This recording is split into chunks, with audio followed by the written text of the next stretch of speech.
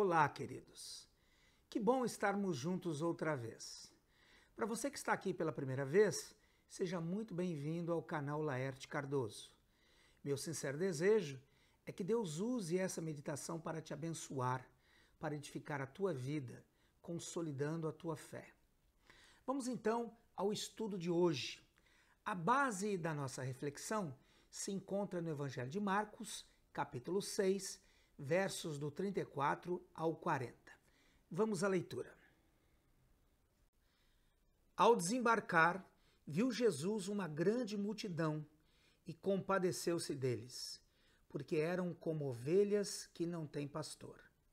E passou a ensinar-lhes muitas coisas. Em declinando a tarde, vieram os discípulos a Jesus e lhe disseram: É deserto este lugar e já avançada a hora. Despede-os para que, passando pelos campos ao redor e pelas aldeias, comprem para si o que comer. Porém, ele lhes respondeu: Dá-lhes vós mesmos de comer. Disseram-lhe: Iremos comprar 200 denários de pão para lhes dar de comer? E ele lhes disse: Quantos pães tendes? E de ver. E sabendo eles, responderam: 5 pães e 2 peixes. Então Jesus lhes ordenou que todos se assentassem em grupos sobre a relva verde, e o fizeram repartindo-se em grupos de 100 em 100 e de 50 em 50. Nesse texto, Jesus realiza um dos seus milagres mais impactantes. Uma multidão de 5.000 homens, sem contar crianças e mulheres, é alimentada a partir de 5 pães e 2 peixes. Que tremendo!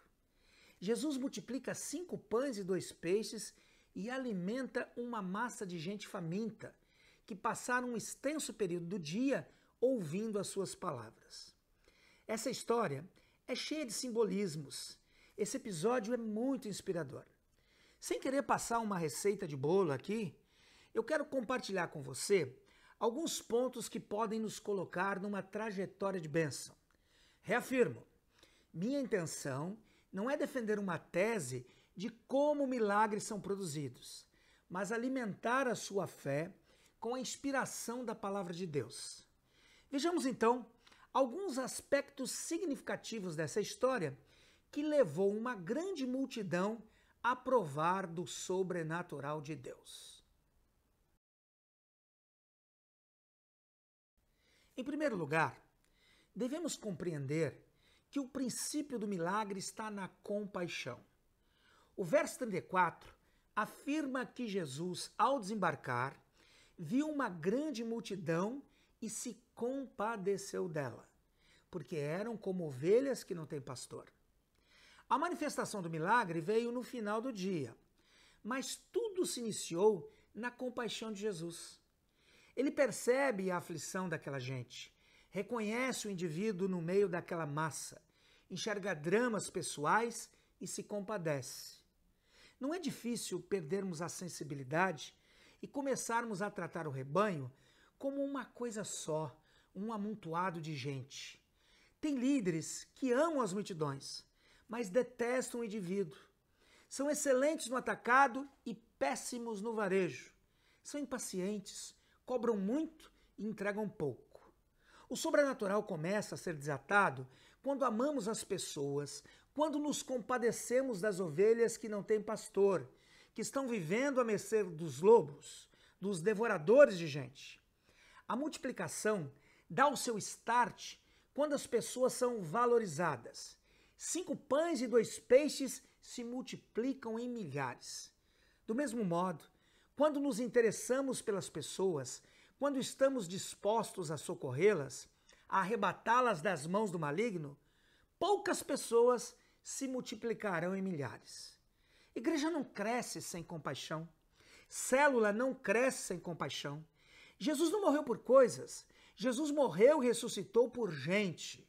Não tenho a menor dúvida de que, se tivermos compaixão, os milagres acontecerão e a multiplicação virá. Em segundo lugar, o texto nos dá a entender que milagre deve ser acompanhado de ensino. No mesmo verso 34, depois de se compadecer da multidão, a Bíblia diz que Jesus passou a lhes ensinar muitas coisas. O maior problema das pessoas é a falta de orientação. São muitos os que andam por aí batendo a cabeça, desorientados, vivendo por tentativas, fazendo apostas e quebrando a cara. É muita gente que não sabe o que fazer da vida. Por isso, antes do milagre, Jesus ministra o seu ensino. Por quê? É simples. Porque o ensino é um instrumento para desfazer a desorientação. Lembre-se que no seu diagnóstico, Jesus as viu como ovelhas sem pastor.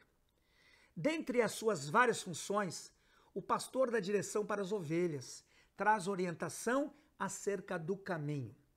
Quando nos dispomos como igreja a orientar vidas, desfazendo a confusão na qual se encontram, estaremos pavimentando a estrada que nos levará ao sobrenatural. Sabemos que muitas pessoas não se interessam pelo ensino que temos para entregar a elas e permanecem perdidas.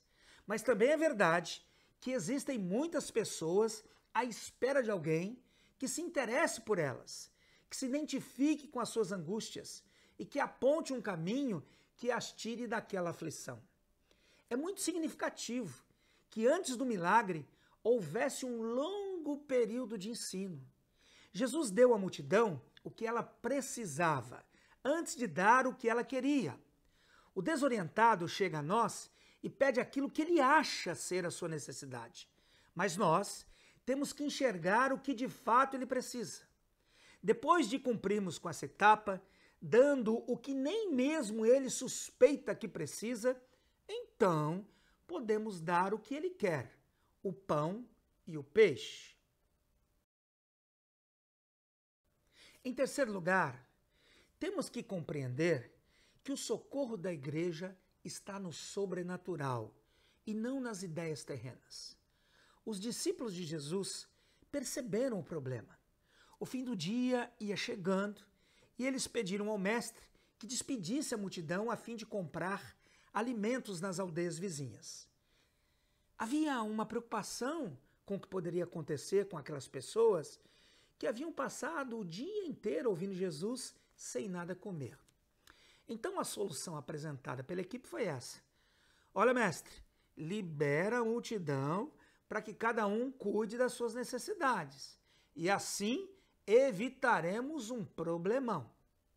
Essa é a solução humana, fruto da nossa percepção. Nada de errado com isso. Não podemos desprezar a nossa inteligência. Todavia, as pessoas não são impactadas com soluções terrenas, ainda que possam ser admiráveis, mas o mundo é impactado com direção divina, com manifestação do sobrenatural de Deus. Torno a repetir, não tenho nada contra a inteligência humana. O que quero deixar claro é que não podemos apoiar a obra de Deus em cima da sabedoria dos homens. Infelizmente, são muitos os que trocam o poder de Deus pela capacidade terrena. Portanto, diante dos impasses da vida, sobretudo, busque uma solução que vem de Deus. Certamente, veremos o milagre e o Pai Celestial será glorificado pelos homens. Em quarto lugar, entendemos que as nossas ações desencadeiam o sobrenatural. Se não, vejamos. Depois que os discípulos pediram a Jesus que liberasse a multidão para que cada um fosse atrás do que comer, o verso 37 diz que o Senhor ordenou que eles mesmos dessem de comer àquele povo faminto. A perplexidade foi instantânea. Rapidamente eles perguntaram: iremos comprar 200 denários de pão para lhes dar de comer? Compreenda isso.